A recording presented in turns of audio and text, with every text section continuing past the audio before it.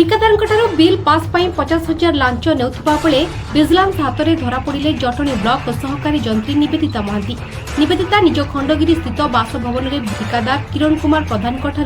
Chemical बेला 50,000 टंका launch नेउथिबा बेले पूर्व प्रस्तुत हो रही विजिलेंस टीम निवेदिता धरिला। निवेदिता घरे विजिलेंस टीम चढ़ाऊ कर बहु गुरुत्वपूर्ण कागजपत्र जबत करिछि। किछि दिन पूर्व जटणी ब्लॉक उपाध्यक्ष ज्योत्स्नाराणी दास जटणी ब्लॉक पीसी कारबार चलुवा अभियोग आनिथिले, किंतु अध्यक्षा जयंती छोटराय सांबादिक सम्मेलन करी पीसी कारबार अभियोग को खंडन करथिले। तेबे सांबादिक सम्मेलन 10 दिन न पूर्णु ठिकादारंक बिल पास 50,000 टंका लांच नहीं जटणी ब्लॉक सरकारी जंत्री निवेदिता महांती धरा पड़िबा घटना प्रमाण करुछि। जटणी ब्लॉक उपाध्यक्ष ज्योत्स्नाराणी दास जटणी ब्लॉक रे पीसी कारबार चलुवा अभियोग रे सत्यता रहिछि। तेबे निवेदिता 50,000 टंका लांच निज पई नेउथिले ना ए टंका रे आउ कहार भाग थिला ता तदंत हेबार आवश्यकता रहिछि।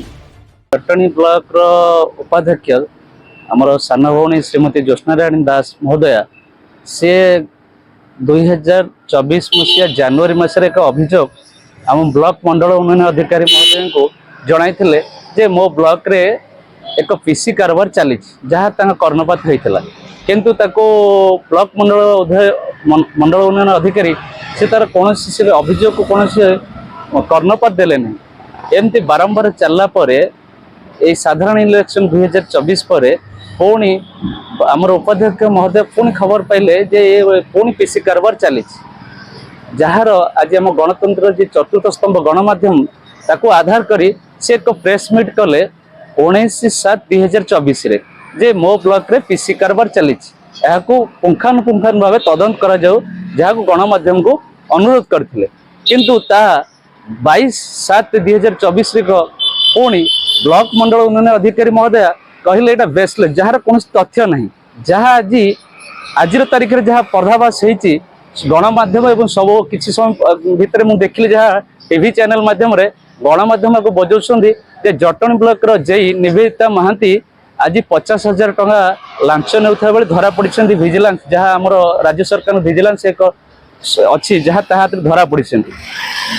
से 22/7/2024 रे आम ब्लॉक रो सम्मानिया भौणी बड़ भौणी जयंती छोटराय महोदय सी आसी आम भावुँ सी बहुत सरल, किंतु सी आसी निजे से जो ब्लॉक रे जो कोटरी ग्रुप जो स्काम करुछन्ती कोटी कोटी टंका पीसी नहीं सी तांको तरफ आसी वकिलात करी सफाई देले जे मो ब्लॉक रे कोनोसी पीसी कारबार होउनै। जदि पीसी कारबार हो प्रमाणित हुए मो ताले मो पदरु इस्तीफा देबी ना, जहाँ एक लिखित आकार रे गणमाध्यम को देछन्ती ताहा आज गणमाध्यम हाथ रे अछि। Report Kalinga today.